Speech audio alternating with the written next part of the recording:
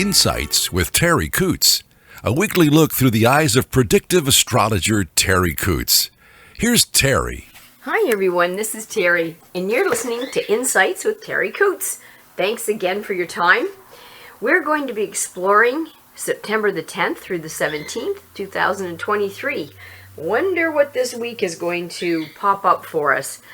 A lot of the retrogrades are still in effect towards the larger part of the planets. So those big, heavy planets are still going retrograde. And we did talk about that quite a bit last week. So if you're interested in going back and maybe refreshing yourself or listening to them for the first time, Charlie O'Brien has them on my website. He's archived 4 or 5 of them.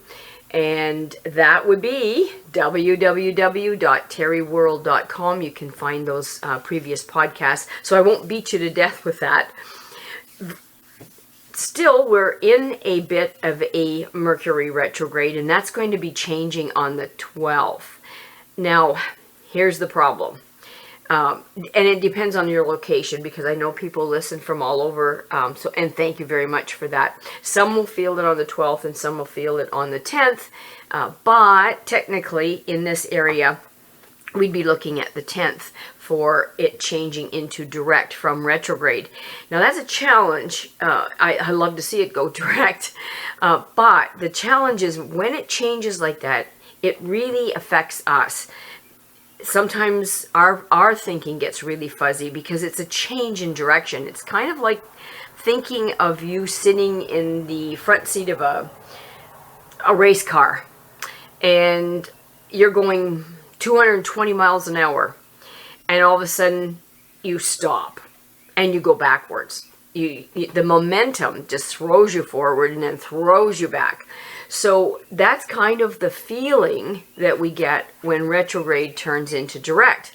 We're thrown around mentally, physically, really sometimes, because our spatial discretion is off. But this is an energy field that can really, especially when it changes like that, really turn us upside down. Now, we were supposed to, with the retrogrades, and some of the retrogrades are still above us, we are supposed to be looking at things maybe from a perspective of history.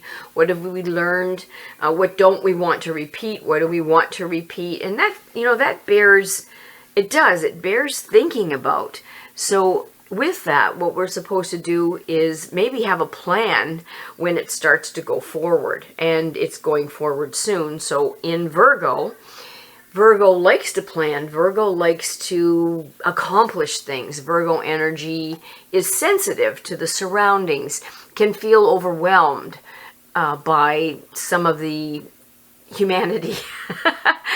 So you don't have to be a Virgo to feel this. It's above us right now. So we have to look at how is that manifesting in our lives. Looking at that, you may want to withdraw a little and think. You may look at things that maybe you've been dealing with for a year, 2 years, 10 years, 20 years, 5 minutes, and say, I really want to do something about that. I'm not sure I'm comfortable with the pattern staying the same way. So this is what we're being offered to look at. We might be, with this Virgo energy being so strong, be a little reluctant to face anything or anybody new. So look at that. If that's starting to manifest in your life or your patterns, are you okay with that? Some people might be, but if you're not, do something about it now before it grows roots. Because feeling comfortable is important, but change is what all of nature does, all of the universe does. Everything changes, and I hate change. If you find a nice plot, just stay there. Why do we have to change everything? Why does the grocery store have to change where they're keeping everything? Costco just went through a whole new renovation of space. Now the dog food isn't where it used to be, and I can't go zipping around. Well, I understand that. They make me spend more money because I see things I wouldn't have seen. So I understand the reason for it. I'm just not fussy about it. Now, this energy too will not be comfortable in the limelight. Mostly. Now, we're talking generally here. So if the spotlight is shone on you too brightly, there may be a little bit of discomfort, but it depends. If you're a real strong Leo, or you really have strong Leo tendencies, or Aries, that might just be negated by you. So remember that this is general. But we do, with this Virgo energy, no matter who you are, want to feel useful and appreciated. And there will be more of a sense of responsibility. Now, I'm looking at this because I'm starting to see in politics, I like to look at the politics, because politics is interesting to me because it's people and it's how people think, and it's more out of the shadows, although there's a lot of shadows, but it lets me see the general way people are thinking. If they all vote liberal or conservative or Republican or Democrat, it lets me understand where the psychology of most of humanity is in North America.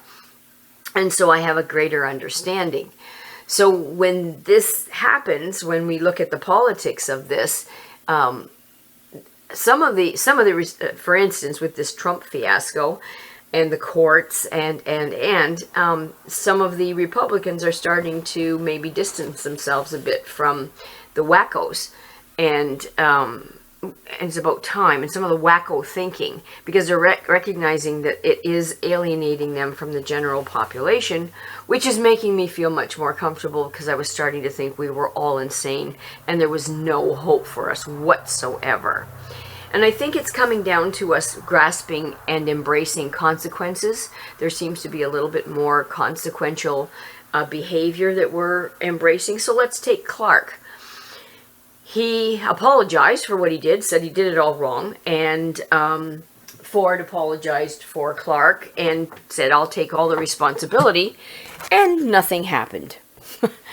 Great, you took all the responsibility, you didn't slap yourself on the wrist, you didn't step back, you didn't take any money out of your pocket, you didn't reverse things, you didn't give him any, admonishment for anything. So where's the consequences? Where do you feel so bad that you did this and made the extremely wealthy developers wealthier and poorer people poorer, and say you were building affordable homes when it's all dedicated for luxury homes?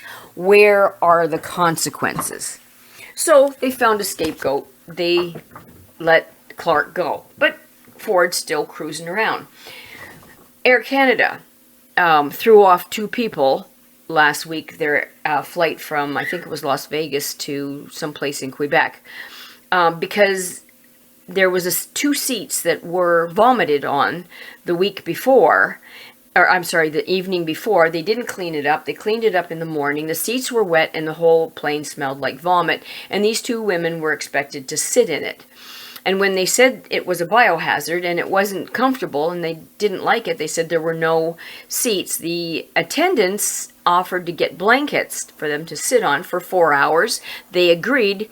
The pilot came and said, off the flight.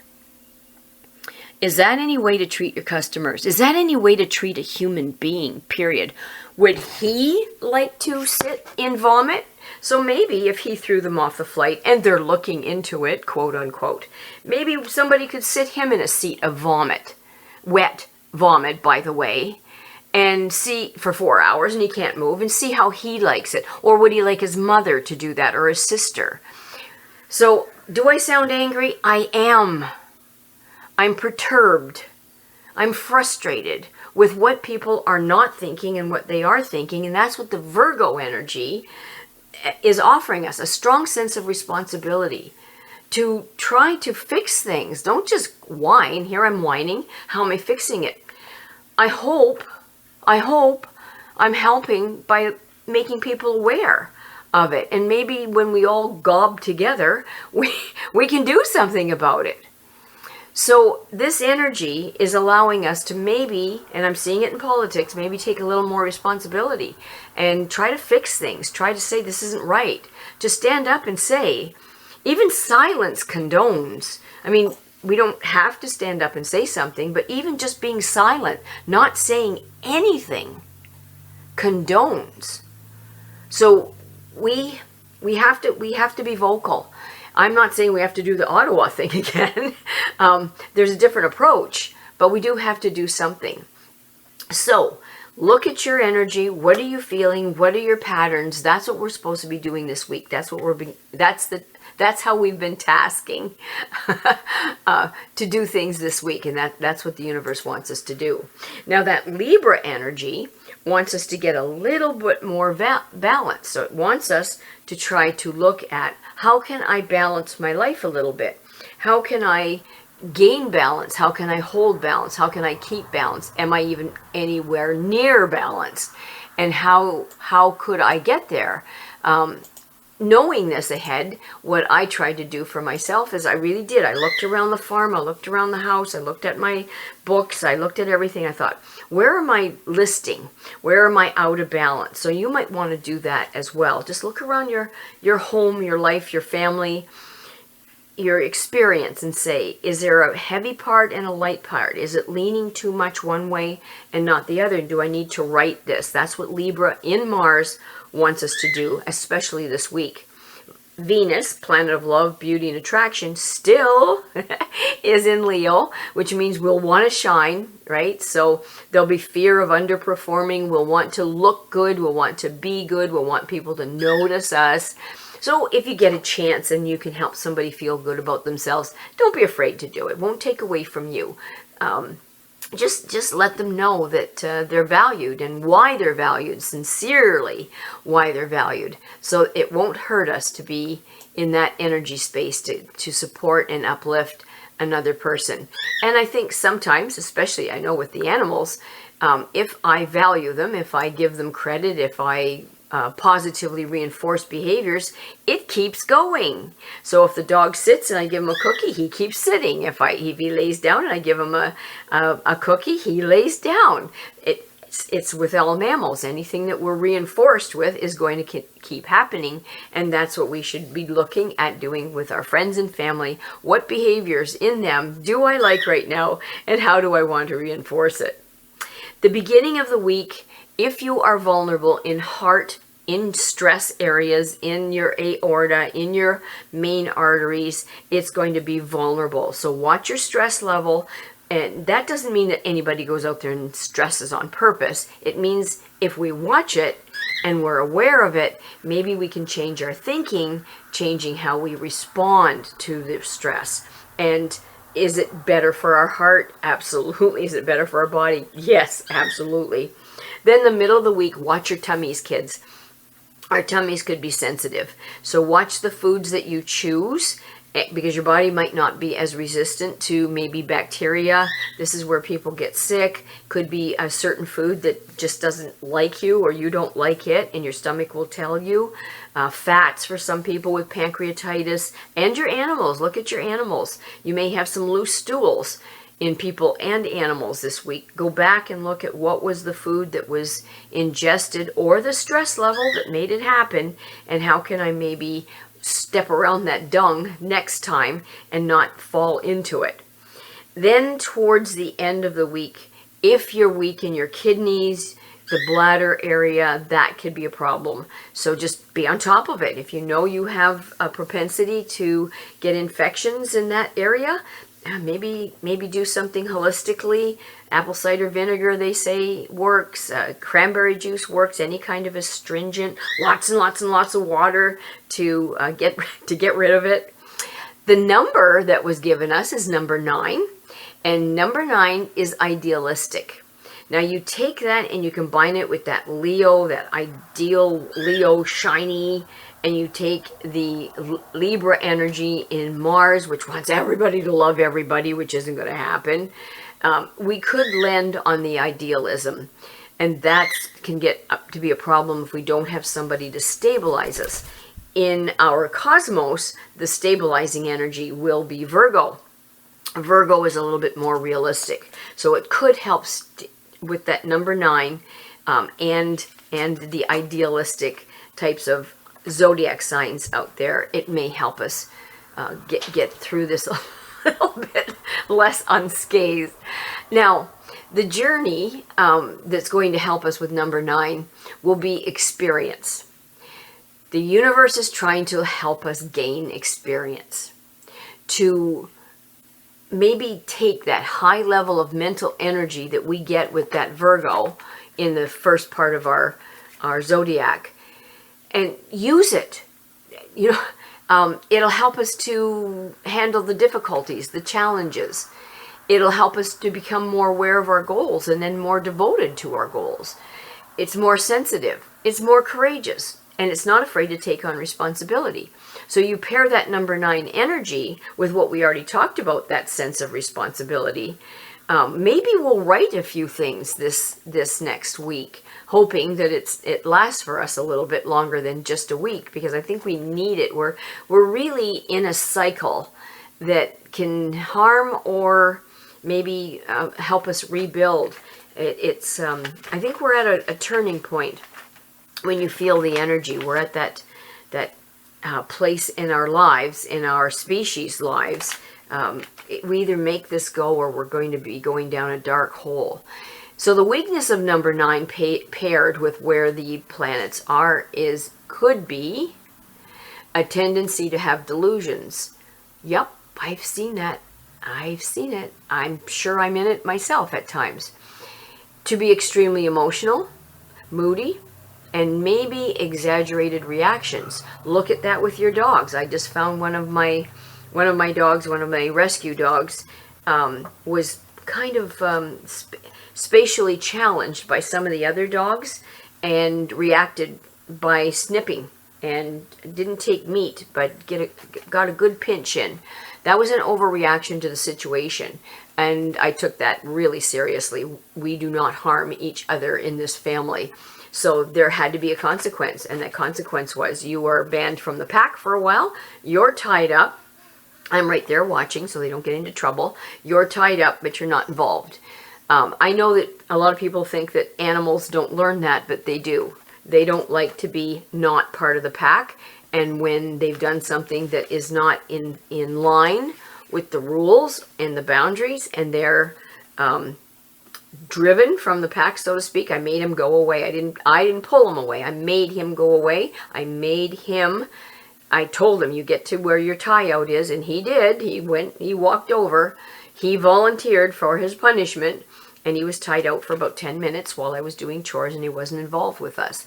That was the consequence of being snacky with one of your pack members. It's not going to happen here, and there's going to be a consequence. Now, if he does it again, it'll be longer and faster and harder. If he does it again, so he's going to learn to be part of the pack and be in a mental state that allows for some jostling. It has to. If he cannot come to grips with that, he can't be here. There's too many dogs here, so that means then he'd have to move on to a place where there's no other dogs, no other children, harder to find a home. He's a perfectly good dog, he just has no self-control. And that's what this energy of Virgo is offering us, and that Libra energy and the number 9. So we have some really interesting energy fields coming at us. I did a really, really quick reading here for you. Just pulled a few cards, remembering that it's general, and it might not apply to all of you. It'll apply to some of you, and you'll have to decide who. One of the things that they're asking us is to recognize where we're investing and where we're reaping the rewards and where we're just investing and not getting anything back.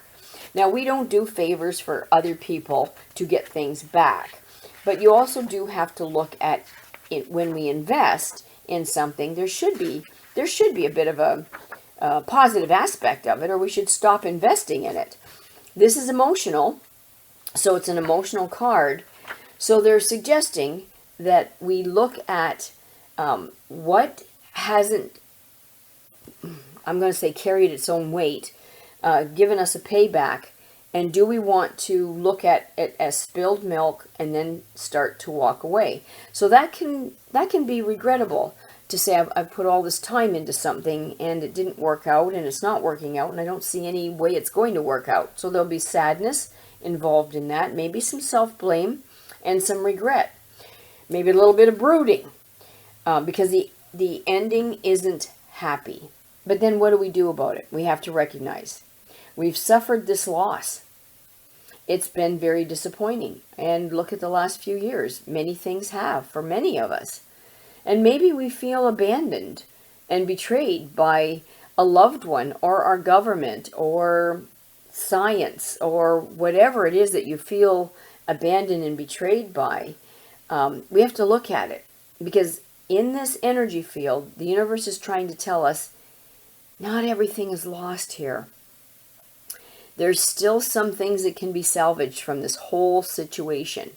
So when we look at it, we have to really be firm about not looking at it as half empty, but reverse our thinking or move our thinking forward, depending on you, to it's half full. How do I build on that? What relationships are painful for me right now? Where do I need to sever emotional ties that are not going anywhere one way or another? And how do I build the ones that are good? There's a little bit of an slap on the wrist from the universe here. They don't do that very often. That many of us are not listening to the signals.